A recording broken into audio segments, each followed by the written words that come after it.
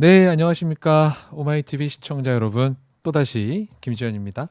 자, 지금 수많은 분들께서 봐주고 계십니다. 제 이 수많은 댓글을 저 하나하나 살펴보고 있었는데요.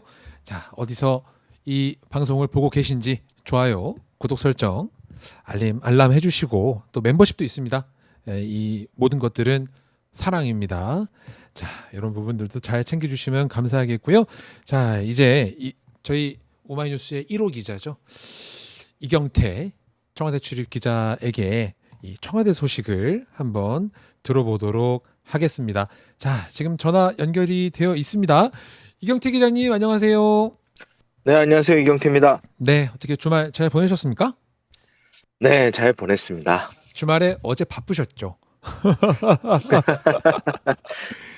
자, 어제 매주마다 소식이 있네요. 예. 그러게요. 일요일이니까 뭐 소식이 있을 터인데, 자, 어제 이경태 기자님이 편하게 쉬지 못했던 이유, 청와대 참모진 일부 개편이 발표가 됐습니다. 홍보, 민정, 사회수석의 그리고 또 안보실 1차장, 3차장이 교체되는 중폭 개편입니다. 자, 어떤 분들이 새로 합류하게 됐나요?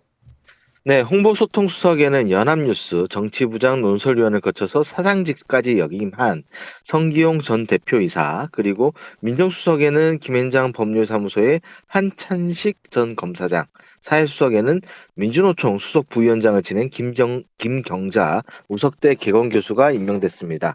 안보실 1차장에는 문재인 정부 당시 국가안보실 국가위기관리센터장과 국방개혁비서관을 지낸 강건작 예비역 중장이, 그리고 3차장에는 송기호 국가안보실 경제안보비서관이 임명됐습니다. 일기 때와 비교하자면요.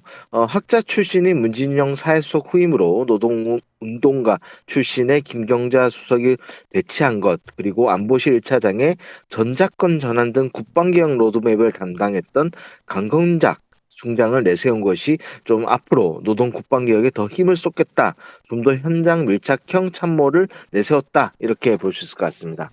그렇군요. 근데 또 여러 이제 평가들이 나오고 있는데, 특히 이 한찬식 민정수석에 대한 관심이 많이 쏠리고 있습니다. 말씀하셨다시피 김앤장 출신이고요. 또 문재인 정부 시절에 이제 동부지검장으로 환경부 블랙리스트 사건 수사를 지휘를 해서 김은겸 장관 등을 기소한 전력이 있어요. 또 이거 갖고 뭐 혁신당이나 이런 데에서도 뭐 비판을 하고 있는 것 같은데, 또 지지층 내에서도 논란이 있는 상황입니다. 그렇습니다. 이미 하마평이 나왔을 때부터 논란이 많았습니다. 한 수석이 최백열 전 한나라당 대표의 사위이기도 합니다. 조국 혁신당에서 말씀하셨던 비판 논평을 했는데, 특히 이제 박병원 대변인 같은 경우에는 한찬식 수석이 동부지검장으로 재직할 당시에 김학의 출금 사후 조치 승인 요청을 거부한 전력이 있다라고도 지적했습니다. 이게 게다가 형사소송법 개정안 앞서도 많은 얘기를 나누셨던데, 보안수사권 폐지 여부를 두고 지금 몇 건의 이견이 있지 않습니까? 이게 이제 전당대회와도 연결돼 있는데, 후속 검찰 개혁을 담당하는 신임 민정수석이 한찬식 수석이 됐다, 이런 점이 좀 주목되고 있습니다. 대통령은 국회 수기를 따르겠다는 입장이지만, 다만 극히 예외적인 경우에는 보안수사권을 허용해야 한다라는 입장을 밝힌 바 있거든요. 그래서 한찬식 수석이 이거를 어떻게 조율해낼 것이냐, 이런 게 있고, 또 뭐 여권 내 여러 지지층의 갈등들이 있지만, 이게 또 이재명 대통령의 스타일이다, 인사다. 왜냐하면은 대통령이 아주 어려운 문제에 대해서는 서로 다른 입장, 생각을 두루두루 끝까지 듣고 난 다음에 결정을 내는 스타일이고, 검찰 쪽 의견, 보수 진영 쪽 의견을 수렴할 인사. 그러니까 어떻게 보면 청와대 참모진 내의 통합 인사, 뭐 이런 해석도 나올 수 있습니다. 청와대 참모진 내의 통합 인사 좋습니다. 자, 근데 또 이 지난 이제 6월 3일 요 선거 때 많이 이제 주목을 받았던 인물이죠. 하정우 전 AI 미래기획 수석 복귀설. 이게 또 불거졌습니다. 이 청와대 입장은 좀 어떻습니까? 안 그래도 어제 인사 발표 때 공석인 AI 미래기획수석 자리가 발표되지 않았다, 마침 하정우 복귀설인데 어떻게 된 거냐, 뭐 이런 질문이 나왔습니다. 음, 강훈식 실장은 인사 상황이기 때문에 확인해드릴 수 없다라는 원론적 입장을 밝혔는데요. 다만 지금 안팎에서는 유력히 검토되고 있는 인사가 하정우 전 수석이 아니라 이기혁 아마존 웹서비스 스타트업 생태계 총괄로 지금 여러모로 이제 이름이 나오고 있습니다. 하정우 전 수석은 이제 광주 간산을 보궐선거에서 당선된 임문영 의원이 맡았던 대통령 직속 국가 AI 전략이 상금 부위원장으로 유력 검토되고 있다는 보도도 있는데 음. 하 전 수석은 이제 기자들에게 이제 문의가 가지 않았겠습니까? 그러니까 관련 기사는 하 전 수석 얘기는 하마평의 얘기고 듣지 못했다. 제안이 오면 생각해보겠다. 뭐 이 정도의 반응을 보였습니다. 그렇군요. 그 또 이 청와대 참모진 개편 외에도 주말 사이에 주목을 받았던 것이 이제 김용범 정책실장의 페이스북 글이었습니다. 자, 부동산 보유세, 양도세 개편을 시사해서 여기도 안팎에 좀 이제 파장이 좀 있는데 이 정점식 국민의힘 원내대표는 이 정책실장 경질을 요구하고 나섰습니다.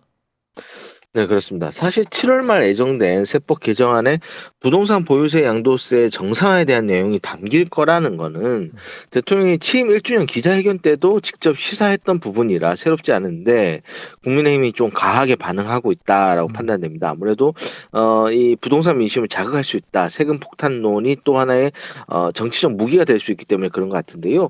사실 정책실장의 문제의식이 지금 현실에 부합합니다. 이미 삼성전자나 SK하이닉스 성과급으로 인해서 뭐 경기 남부 지역, 동탄 등 해당 지역의 부동산 가격이 막 엄청나게 오르고 있다. 그리고 이제 기사 많이 나오더라고요. 그거. 네, 예. 투기의 대상이 되고 있다는 보도가 잇따르고 있거든요. 이처럼 반도체 호황의 가실이 부동산 시장이 또 고이게 되면 이재명 정부가 계속 강조해왔던 머니 부부와도 배치되는 현실입니다. 그래서 이런 부분을 지적한 것이고요. 또 이번 지방선거에서 서울시장 놓친 게 아무래도 영향이 컸다 이렇게 볼 수도 있습니다. 왜냐하면 지자체의 어떤 주택 공급 인허가권을 쥐고 있거든요. 그런데 이 아. 부분을 야당이 쥐게 됐기 때문에 이런 부분에서 세제 부분에 어떤 정책적인 힘을 줄 수밖에 없는 상황이 됐다 이렇게 볼 수 있죠. 또 부동산 말씀을 해주셨는데 이 오세훈 서울시장이 최근 이 TV조선과 한 인터뷰 내용이 또 주목을 받았습니다. 아, 국무회의 전에 대통령과 독대하고 싶다. 뭐 이런 얘기를 했습니다. 청와대 입장이 나왔나요? 뭐 청와대에서는 서울시장이 국무회의 참석을 막을 이유는 없다라는 입장입니다. 실제로 서울시장이 국무회의 운영을 규정한 시행령에 따라서 배석자로 돼 있습니다. 그러니까 서울시장의 의지만 있다면 올 수 있는 것이고 독대 여부는 좀 이제 나중에 확인을 해봐야 되겠는데 따로 발언 기회를 받을 수 있느냐 이것도 관심입니다. 왜냐하면 국무회의가 생중계가 되고 있잖아요. 네. 근데 이제 청와대 관계자들에 따르면은 아마 당일 회의 주제에 맞는 발언이어야 아마 서울시장도 발언할 수 있을 것 같다라는 거고 만약 부동산 정책에 대한 토의라면 그동안에도 이게 아무래도 민감하게 부동산 가격에 영향을 줄 수 있기 때문에 비공개 전환 후에 많이 이야기가 된 바 있어서 비공개 이후가 될 가능성이 높다 이렇게 얘기했습니다. 아, 그렇군요. 알겠습니다. 아, 이경태 기자 설명을 들으니 제 지금 여기 머리 뒤로 청와대 보입니다.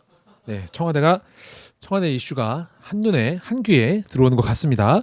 자, 오늘 평소 8시 50분에 연결을 했는데 오늘 10시 10분에 연결을 드렸어요. 바쁜 시간대이지만 이렇게 또 일목요연하게 정리해 주셔서 고맙습니다. 네, 감사합니다. 네, 고맙습니다.